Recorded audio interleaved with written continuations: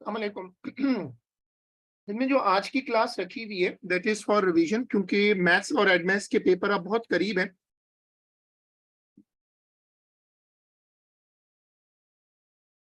इसमें सारे नोट्स आपके पास बने हुए हैं, एज सच कोई नोट्स बनाने की अलग से जरूरत नहीं है। हाँ, ये हो सकता है कि अगर आपको कोई भी क्यूरी हो, जैसे मैंने पहले रखा है वेक्टर। वेक्टर बड़ा चैप्टर है और हर साल पेपर 2 में आता है, पेपर 2 के रेगुलर चैप्टर्स में आता है। देखो, सबसे पहले ये नोट करो कि वेक्टर्स के सिंबल्स क्या होते हैं। आप वेक्टर को रिप्रेजेंट कैसे करते हैं? कैपिटल लेटर उस पर एरो बना दो, स्मॉल लेटर और उसको अंडरलाइन कर दो। और vectors are directional quantities. Vectors क्या होते हैं? ये फिजिक्स से आया हुआ कॉन्सेप्ट है। वेक्टर्स वो क्वांटिटीज होती हैं जो कि डायरेक्शनल होती है, जिनकी कोई पर्टिकुलर डायरेक्शन हो। अब ये पहला कॉन्सेप्ट मैंने रखा है रिवीजन के लिए।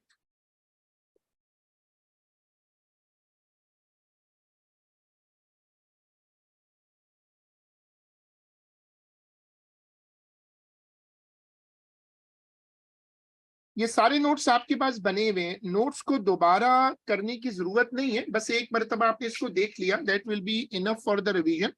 देखो, हर वेक्टर की दो पैरामीटर्स होते हैं। एक उसका होता है मैग्नीट्यूड और दूसरी होती है डायरेक्शन। लेफ्ट साइड पे आप देखोगे तो लिखा हुआ है स्पीड इज 30 मीटर पर सेकेंड एट 25 डिग्री। तो जो 30 मीटर पर सेकेंड है वो मैग्नीट्यूड है और 25 डिग्री जो है वो एंगल है, यानी डायरेक्शन है। Length of arrow head is a measure of the magnitude of a vector. किसी वेक्टर की जो लेंथ होती है एरो की, वो ये बताती है कि उसका मैग्नीट्यूड कितना है। अब जैसे एक एरो है 30 का और एक एरो है 10 का, तो 30 वाला एरो उससे बड़ा होता है। अब ये कार्डिनल कंपास है, एक्स वाई एक्सिस है। ये दो एक्सिस आप देखिएगा और इसकी बेसिस पर हमें याद करना होगा कि फर्स्ट क्वाड्रेंट में एक्स और वाई दोनों प्लस होते हैं। सेकंड क्वाड्रेंट देखो, थर्ड क्वाड्रेंट देखो और फोर्थ क्वाड्रेंट देखो। जब हम वेक्टर्स को प्लॉट करते हैं तो हम कॉलम वेक्टर यूज करते हैं। It's a matrix. It is a matrix used to show a vector. It shows x and y directions of a vector. तो कॉलम वेक्टर बड़ा कॉमन मेथड है मैथ्स के पेपर में। अब जैसे लिखा हुआ है A B is equal to 6 8। इसमें 6 एक्स एक्सिस है और 8 जो है वो वाई एक्सिस है। जब आप इसको प्लॉट करोगे तो हॉरिजॉन्टल 6 है और वर्टिकल 8 है। ठीक है, अब देखो ये 6 8 की प्लॉटिंग है। अच्छा, अब जब -6 8 होगा तो ये चला जाएगा सेकंड क्वाड्रेंट में। जब 5 - 6 होगा तो ये फोर्थ क्वाड्रेंट में आ जाएगा। इसी तरह जब -8 -4 होगा तो ये चला जाएगा थर्ड क्वाड्रेंट में। फिर एक मेथड है जिसको हम कहते हैं बॉक्स काउंटिंग मेथड। अब ये 4 5 कैसे है? अगर आप इसके बॉक्स गिनो, अगर आप इसके डब्बे गिनो ना, तो 1 2 3 4 ऐसे चार हैं। 1 2 3 4 5, ये 5 हो गया। हॉरिजॉन्टल 4 है, वर्टिकल 5 है। इसी तरह आप देखें, लेफ्ट साइड पे आ जाएं तो यहां पर हॉरिजॉन्टल 3 है और वर्टिकल -3 है। नेगेटिव ऑफ अ वेक्टर, अगर आप किसी वेक्टर की डायरेक्शन को रिवर्स कर दें तो फिर उस वेक्टर को नेगेटिव लिखा जाता है। जैसे एक वेक्टर है ए और दूसरा वेक्टर है -a, तो जो -a है उसका डायरेक्शन रिवर्स है। देखो ए बी है 2 3, तो जब आप उसका डायरेक्शन रिवर्स करोगे बी ए तो दोनों नंबर नेगेटिव हो जाएंगे, -2 -3। Then we come to a concept of magnitude of a vector. यहाँ देखो formula A B is equal to X Y.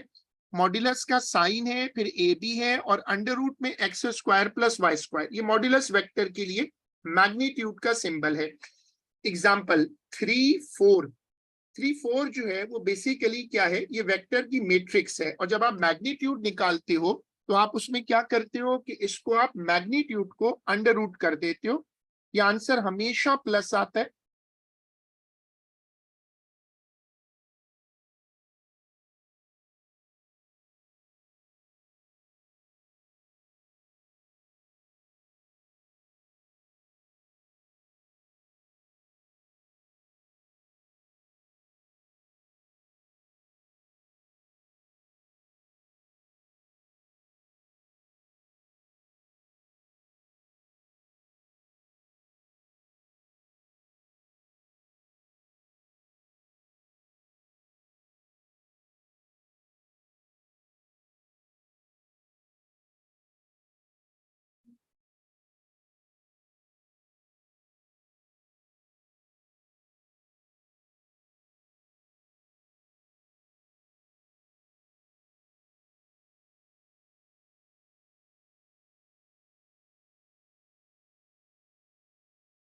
Magnitude of a vector is always positive. जब किसी vector का magnitude निकालते हैं तो वो मैग्नीट्यूड चूंकि अंडर रूट से निकलेगा स्क्वायर होकर तो हमेशा प्लस होगा। अब देखो इक्वल वेक्टर्स ये क्या होते हैं? इक्वल वेक्टर्स में अगर हम दो वेक्टर्स को इक्वेट कर दें तो आप उनकी मैट्रिसेस ब्रेक कर दो और उन दोनों को इक्वेट कर दो।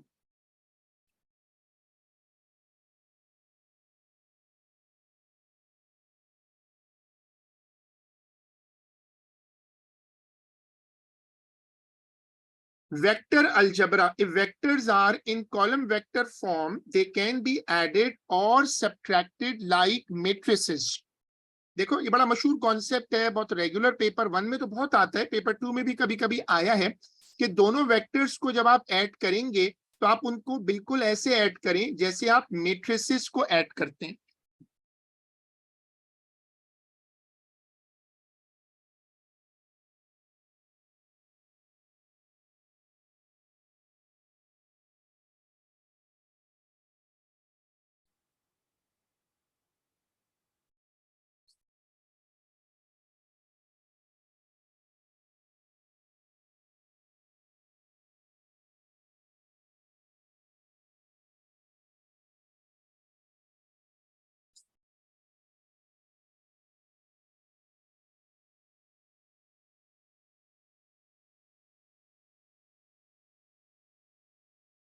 देखो parallel vectors PQ is parallel to AB। जब दो वेक्टर्स पैरेलल होते हैं तो पहला रूल देखो, when two vectors are parallel the ratio of numbers in the matrices is the same. दोनों वेक्टर्स देखो PQ और AB, अगर मैं दोनों में से कॉमन ले लूं तो अंदर नंबर सेम है तो रेशियो सेम हो गई। ये रूल नंबर 1 है।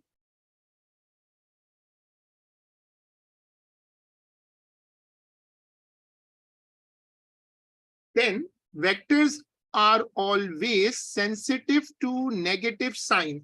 अगर एक वेक्टर का साइन नेगेटिव -2 3 है और दूसरे का 2 3 है तो माइनस का फर्क ना, लेकिन ये इक्वल नहीं होंगे क्योंकि इनकी डायरेक्शन चेंज हो जाएगी। Gradient of a vector, even तो ये कोई स्टैंडर्ड रूल नहीं है, it's looks like to be just like a slang type of rule कि जी वेक्टर एक्स वाई है तो ग्रेडियंट होगा y/x। 6 3 है तो ये होगा 3/6। जब आप वेक्टर्स को इस तरह सॉल्व करेंगे तो ये गलत होगा। वेक्टर्स को रेशो या फ्रैक्शन के तौर पे सॉल्व नहीं कर सकते। Rule number 2, parallel vectors, when two vectors are parallel their gradients are equal।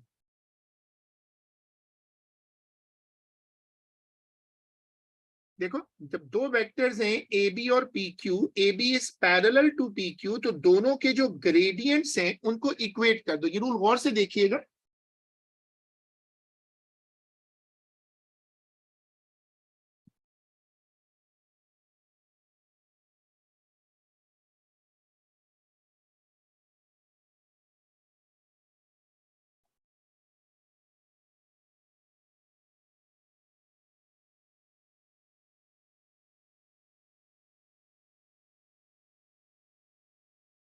For example अब देखो एक वेक्टर है 6 3, दूसरा 15 5, दोनों की ना फ्लिप करके फ्रैक्शन बनाओ। अब अगर फ्लिप करके तुमने फ्रैक्शन बनाई तो AB is not parallel to PQ।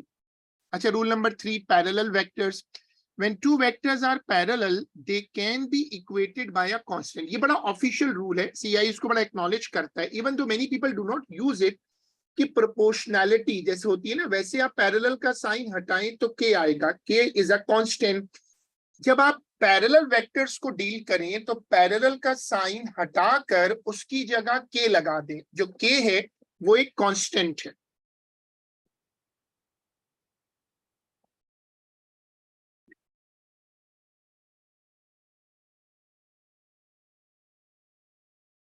देखो अगर क्वेश्चन में लेटर के पहले से यूज हुआ है तो आप उस लेटर को यूज ना करो, आप उसको छोड़ दो।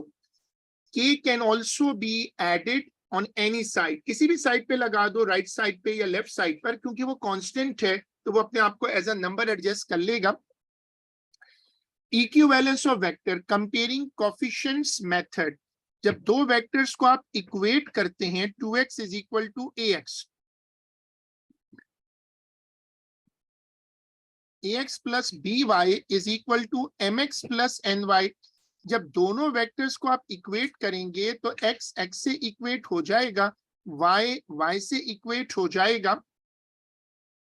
देखो लेफ्ट साइड पर ये इक्वेट करने का बड़ा इंपॉर्टेंट है, ये वैसे मैथ्स में तो बहुत कम आता है कॉन्सेप्ट, इवन दो ये एड मैथ्स में बहुत आता है, लेकिन ये मैथ्स का बड़ा इंपॉर्टेंट कॉन्सेप्ट नहीं है, रेगुलर नहीं आता कि जब वेक्टर्स इक्वेट हो जाएं तो उसमें क्या होता है कि x को x से इक्वेट कर दो, y को y से इक्वेट कर दो।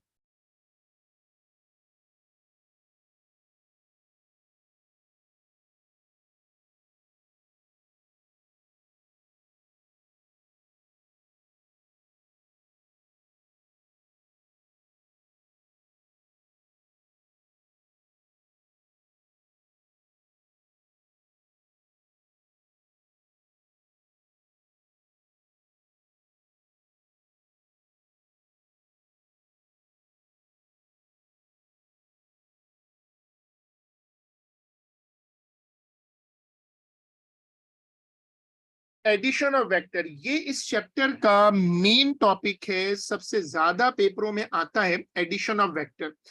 Addition of vectors when two or more vectors are joined head to tail, the vectors are said to be added। जब हमने एक वेक्टर बनाया ए बी, जहां ये खत्म हुआ वहां पर हमने एक और वेक्टर जोड़ दिया बी सी, अब इनका जो रिजल्टेंट है वो हेड टू हेड होगा ए सी, और इसको कहते हैं रिजल्टेंट वेक्टर। नीचे लिखा है A B plus B C is equal to A C. इसको आप अल्फाबेटिकली भी जोड़ सकते हो कि ए से बी ट्रेवल है, फिर बी से सी ट्रेवल है, इसका मतलब ओवरऑल आपने ट्रेवल किया ए से सी।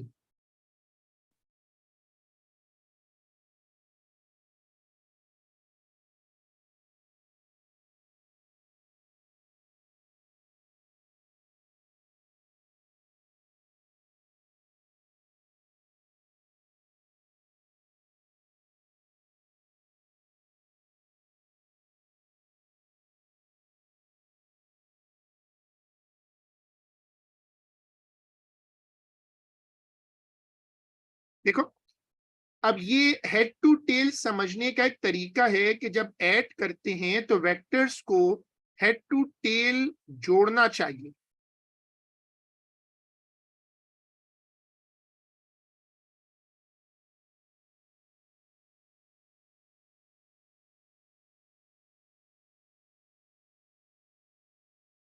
Addition of vectors A B plus A C is equal to A C. अब देखो और एग्जांपल देखो, P Q plus Q R is equal to P R, बीच में क्यू लेटर कॉमन है, फिर A B plus B C plus C D, पहला letter A है, अगर आप देखो ना पहला लेटर ए है और आखिरी लेटर डी है तो इसको जोड़कर ए डी बन जाएगा। फिर M N plus N P is equal to M P, देखो A plus B is equal to सी,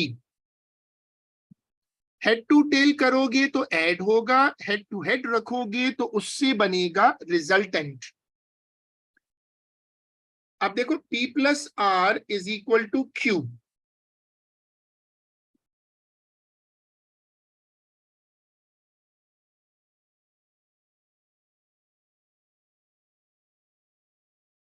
चलो अब देखो लेफ्ट साइड पे मैंने एक ट्राइंगल बनाई है, लेफ्ट साइड पे मैंने एक ट्राइंगल बनाई है, इसकी जरा मुझे इक्वेशन बनाकर दिखाओ।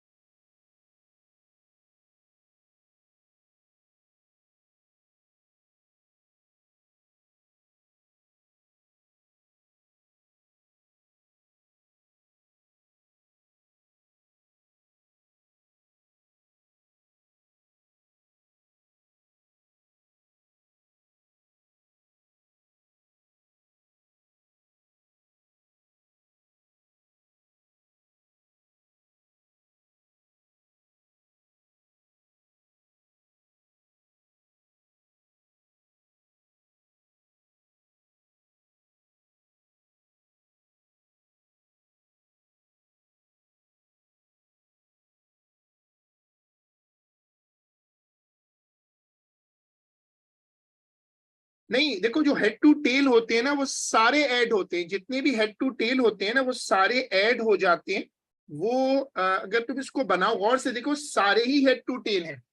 इसका मतलब इसमें कोई रिजल्टेंट है नहीं। रिजल्टेंट की पहचान ये होती है कि जो रिजल्टेंट वेक्टर होता है वो हमेशा हेड टू हेड होता है।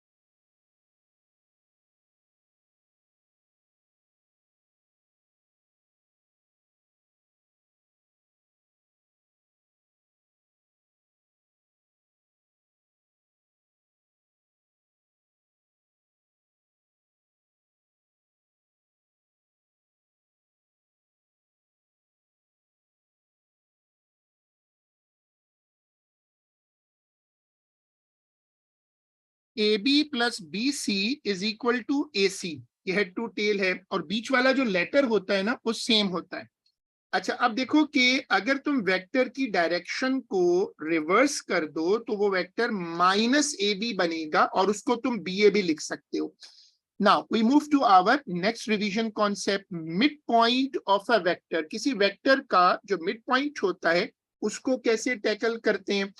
देखो, जब किसी वेक्टर का मिड पॉइंट होता है A B is equal to U, A M is equal to half U, आप उसको ना हाफ कर देते हैं। Parallel vectors with unequal magnitude, ये बहुत आता है पेपर में, is a very regular concept. देखो, अब दो वेक्टर पैरेलल हैं क्योंकि दोनों का लेटर सेम है। यहाँ जो लिखा हुआ है ना लेफ्ट साइड पे, नंबर डिफरेंट हो सकते हैं क्योंकि 2a का मतलब है वेक्टर बड़ा है। अब लेफ्ट साइड पर b और 1/3 b है। When two vectors have common letters, they are parallel. If they have different coefficients, these their magnitudes are different. देखो, अभी बड़ी इंपॉर्टेंट एग्जांपल है। दोनों वेक्टर्स में क्या फर्क है? दो फैक्ट्स क्या है, एक तो ये कि वो पैरेलल हैं, और दूसरा उनका मैग्नीट्यूड जो है ये बराबर नहीं है।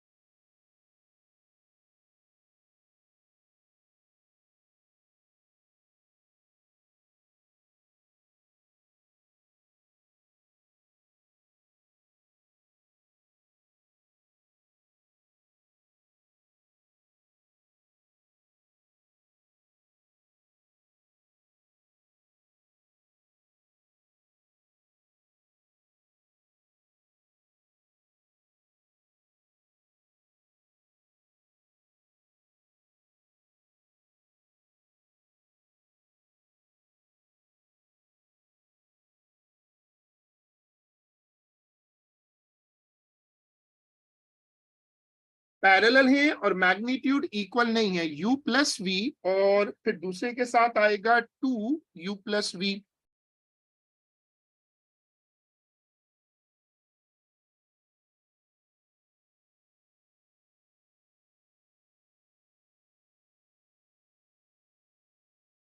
रेशो मेथड, अब रेशो मेथड भी पेपर में बहुत आता है। ये एक वेक्टर है A B ratio B C 2:3, A B ratio A C 2:5। वो 5 इसलिए कि मैंने 2 और 3 को ऐड कर दिया। AB upon BC is equal to 2/3. AB is equal to 2/3 BC. मैंने क्या किया कि उसको रीअरेंज कर लिया। ये रेशो मेथड है और ये तुम्हें पेपर में बहुत रेगुलर मिलेगा। दूसरी एग्जांपल देखो, देखो PQ रेशो QR is 2:3। अगर सपोज करो कि PQ is P, तो QR कितना होगा? इसको जरा देखो, बताओ क्या होगा QR।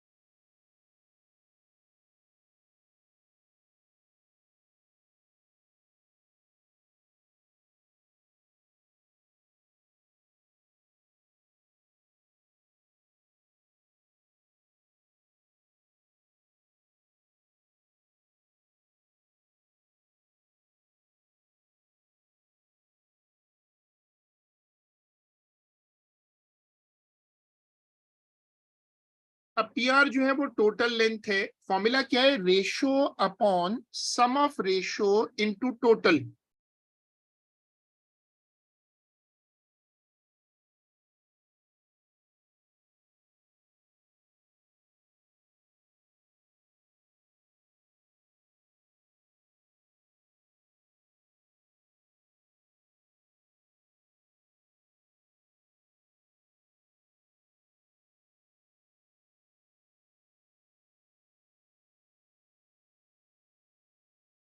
Collinear on the same straight line. Collinear का मतलब होता है एक ही लाइन पर होना।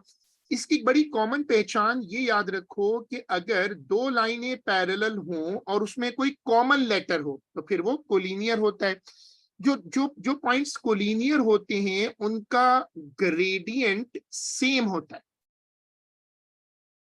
Formula for a column vector, ये फॉर्मूला भी आता रहता है पेपर में कि अगर तुम्हें दो पॉइंट्स दिए हों तो इस फॉर्मूला को यूज करके तुम कोऑर्डिनेट्स रखकर कॉलम वेक्टर निकाल सकते हो। इस फॉर्मूला को और से देखो, रिवाइज हो जाएगा। ऐसा कोई चीज कॉपी करने की जरूरत नहीं है।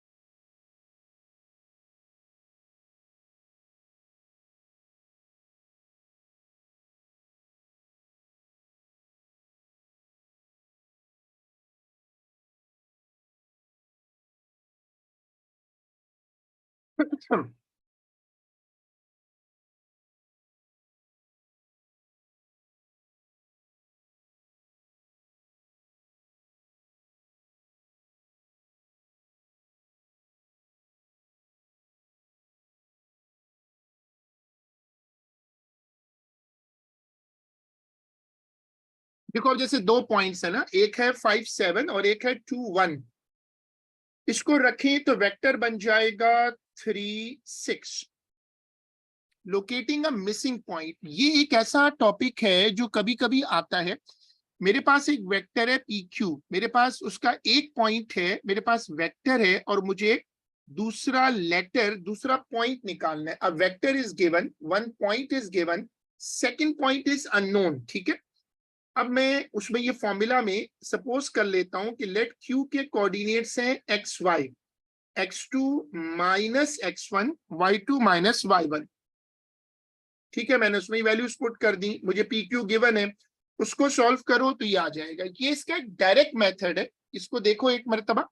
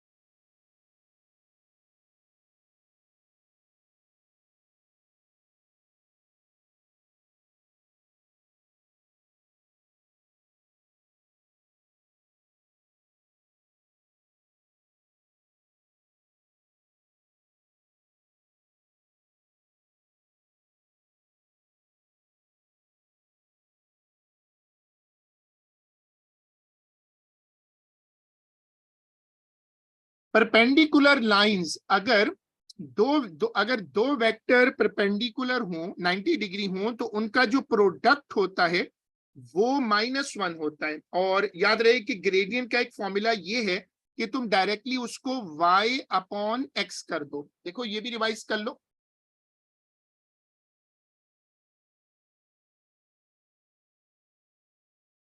इसको भी रिवाइज कर लो।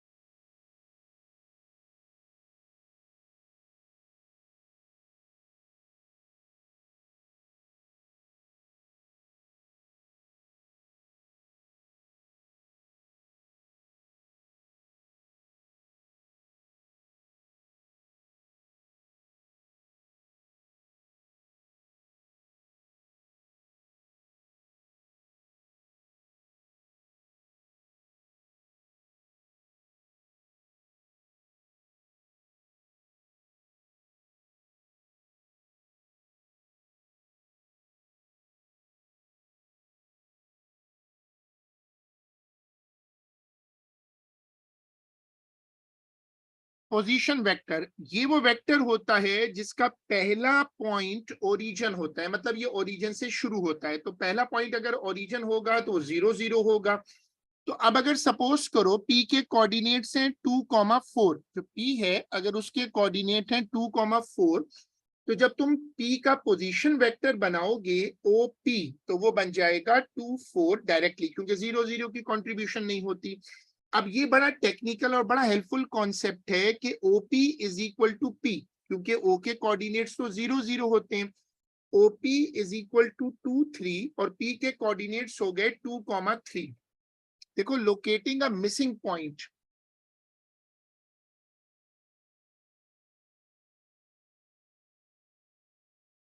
P 2,3, PQ is equal to 5 7।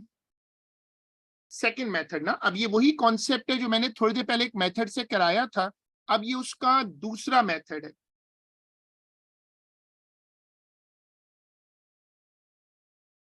P 2,3, OP is equal to 2 and 3।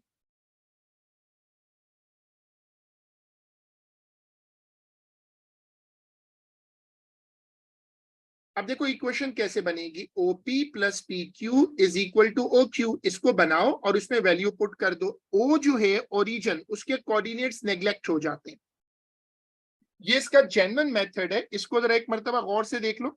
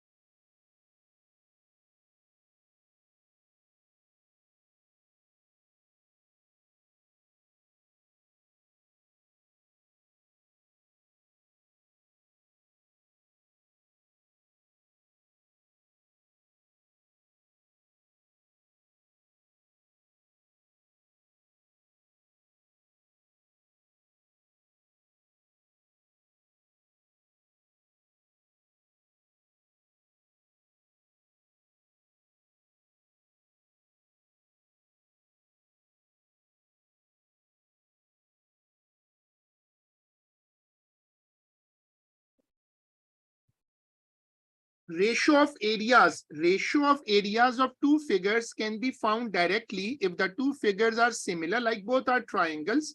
अब जैसे ये एग्जांपल है, ठीक है। अब ये जो टॉपिक है रेशियो ऑफ एरियाज, ये एक पार्ट होता है वेक्टर का भी, कभी कभी मेंसुरेशन में भी आ जाता है। क्योंकि पेपर 2 में तो बड़े टॉपिक्स ज्यादा आते हैं, तो this is what I am planning कि बड़े टॉपिक्स जो हैं वो बैक टू बैक क्लासेस में कुछ इंपॉर्टेंट टॉपिक्स रिवाइज कर लें।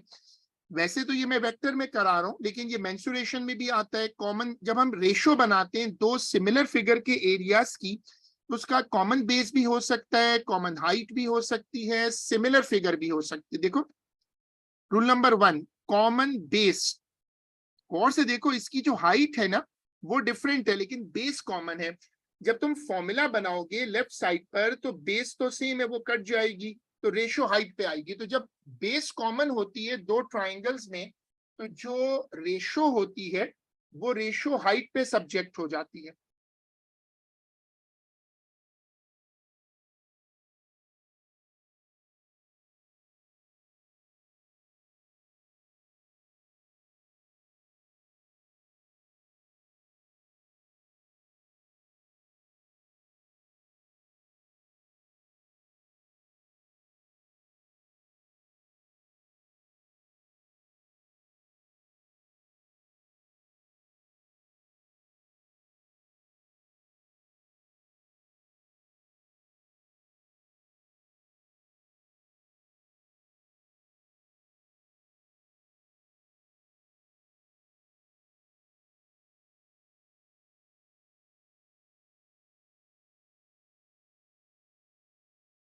When two triangles have a common base, the ratio of areas is the ratio of heights. देखो तुम्हें लेफ्ट साइड पे रेशियो नजर आ रही है। याद रखो बेस और हाइट हमेशा परपेंडिकुलर होते हैं। देखो बेस और हाइट हमेशा परपेंडिकुलर होते हैं। Base and height are always perpendicular. Rule number 2, common height. दोनों ट्राइंगल्स में हाइट कॉमन है, हालांकि बेस में फर्क है। Half into base into height, half into base, दोनों में बेस कट जाएगा ना, दोनों में जो हाइट है वो कॉमन है, वो कट जाएगी, A B upon P C हो जाएगा। सिमिलर फिगर, और दो ट्राइंगल सिमिलर हैं। जब दो फिगर सिमिलर हो तो पहले तुम्हें कंफर्म करना होता है कि ये सिमिलर हैं या नहीं, मतलब प्रूफ करना पड़ता है। देखने में सिमिलर लग रहे हो तो उनमें ना एंगल सेम कर दो। अगर एंगल सेम हो जाए तो फिर कंफर्म होगा कि ये सिमिलर है। अप्रोच टू, जब दो फिगर सिमिलर होती हैं तो उनकी कॉरस्पॉन्डिंग साइड्स का रेशियो सेम होता है, जो तुम्हें नजर आ रहा है ना इसमें कि A B upon P Q is equal to A C upon P are.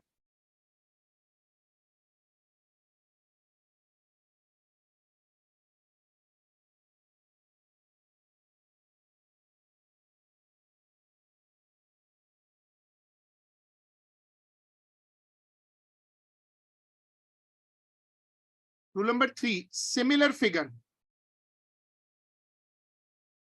तीसरा रूल, जब सिमिलर फिगर हो तो एरियाज का रेशियो क्या होता है, A1 upon A2 is equal to L1 upon L2 का होल स्क्वायर।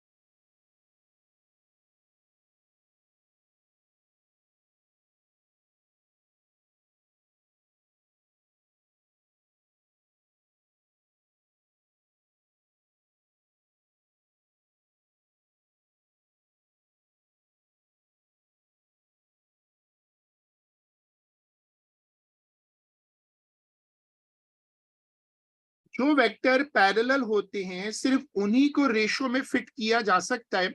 अच्छा, सब्ट्रैक्शन ऑफ वेक्टर्स। अब जैसे तुम्हें नजर आ रहा है दो वेक्टर सब्ट्रैक्ट हो रहे हैं, वेक्टर्स को डायरेक्ट सब्ट्रैक्ट नहीं कर सकते, बल्कि रूल ये है कि बीच में प्लस लगा दो और फिर बाद वाले वेक्टर को माइनस करके ना फ्लिप कर दो। देखो यहाँ पर अब जैसे ये दो वेक्टर है, अभी तो आपको साथ साथ दिख रहे हैं, हमें माइनस करना है। तो दूसरे वेक्टर को अगर आप ऐसे जोड़ दोगे डायरेक्ट, वो तो ऐड हो जाएंगे। अगर आपको माइनस करना है तो दूसरे वेक्टर को फ्लिप करो और फिर जोड़ दो। इसको बड़े गौर से देखिएगा, it's a tricky concept, subtraction का जो रूल है। हमने एक क्विक रिवीजन कर ली। चैप्टर का नाम है वेक्टर्स, और जैसे मैंने कहा कि कुछ बड़े टॉपिक्स हैं जो अब मेरा प्लान है कि मैं रिवाइज इंशाल्लाह कराऊंगा। सो आज की क्लास यहीं तक है, और हम इसको इंशाल्लाह फिर अपनी अगली क्लास में कंटिन्यू करते हैं। अल्लाह हाफिज।